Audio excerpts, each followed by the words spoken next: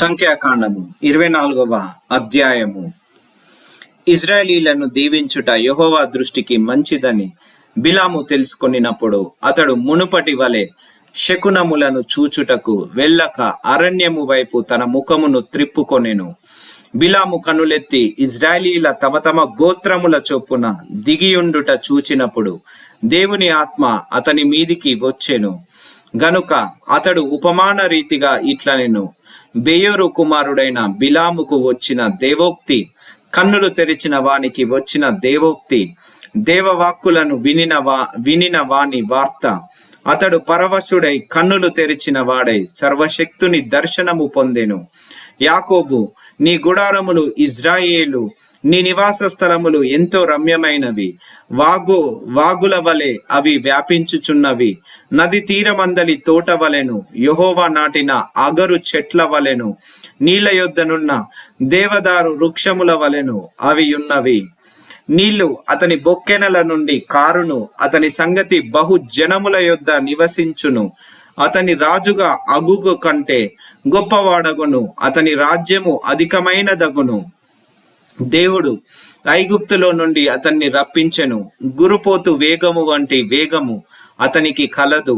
అతడు తన శత్రువులైన జనులను భక్షించును, వారి ఎముకలను విరుచును, తన బాణములతో వారిని గుచ్చును. సింహము వలెను, ఆడు సింహము వలెను అతడు కృంగి పండుకొనెను. అతని లేపు వాడెవడు? నిన్ను దీవించువాడు దీవింపబడును, నిన్ను శపించువాడు శపింపబడును. అప్పుడు బాలాకు కోపము బిలాము మీద మండెను గనుక అతడు తన చేతులు చరుచుకొని బిలాముతో, నా శత్రువులను శపించుటకు నిన్ను పిలిపించి తిని, కాని నీవు ఈ ముమ్మారు వారిని పూర్తిగా దీవించితివి. కాబట్టి నీవు ఇప్పుడు నీ చోటికి వేగముగా వెళ్ళుము. నేను నిన్ను మిక్కిలి గణపరచెదనని చెప్పి తిని గాని యెహోవా నీవు ఘనత పొందకుండా ఆటంకపరచెననెను. అందుకు బిలాము బాలాకుతో, బాలాకు తన ఇంటెడు వెండి బంగారములను నాకిచ్చినను, నా ఇష్టము చొప్పున మేలైనను కీడైనను చేయుటకు యెహోవా సెలవిచ్చిన మాటను మీరలేను. యెహోవా ఏమి సెలవిచ్చును అది పలికెదనని నీవు నా యొద్దకు పంపిన నీ దూతలతో నేను చెప్పలేదా? చిత్తగించుము, నేను నా జనుల యొద్దకు వెళ్ళుచున్నాను.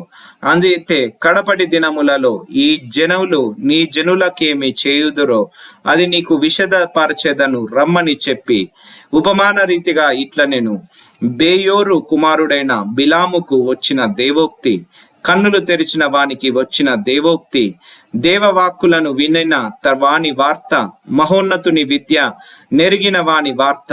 అతడు పరవశుడై కన్నులు తెరిచిన వాడై సర్వశక్తుని దర్శనము పొందెను.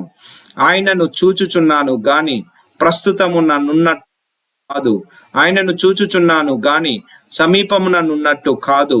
నక్షత్రము యాకోబులో ఉదయించును, రాజదండము ఇజ్రాయేలీలలో నుండి లేచును. అది మోయాబు ప్రాంతములను కొట్టును, కలహ వీరులనందరినీ నాశనము చేయును.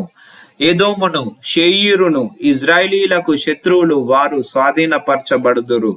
ఇజ్రాయేలు పరాక్రమముందును, యాకోబు సంతానమున ఏలిక పుట్టును. అతడు పట్టణములోని శేషమును నశింపజేయును. మరియు అతడు అమాలేకీయుల వైపు చూచి ఉపమాన రీతిగా ఇట్లనెను: అమాలేకు అన్యజనములకు మొదలు, వాని అంతము నిత్యనాశనమే. మరియు అతడు కెనీయుల వైపు చూచి ఉపమాన రీతిగా ఇట్లనెను: నీ నివాస స్థలము దుర్గమమైనది, నీ గూడు కొండ మీద కట్టబడి ఉన్నది. అశ్షూరు నిన్ను చేరగా పట్టు వరకు కయ్యూను నశించునా. మరియు అతడు ఉపమాన రీతిగా, అయ్యో, దేవుడు ఇట్లు చేయునప్పుడు ఎవడు బ్రతుకును? కిత్తీము తీరము నుండి ఓడలు వచ్చును, అవి అశ్షూరును ఎబేరును బాధించును. కిత్తీయులు కూడా నిత్య నాశనము పొందుదురనెను. అంతటా బిలాము లేచి తన చోటికి తిరిగి వెళ్ళెను. బాలాకును తన త్రోవను వెళ్ళెను.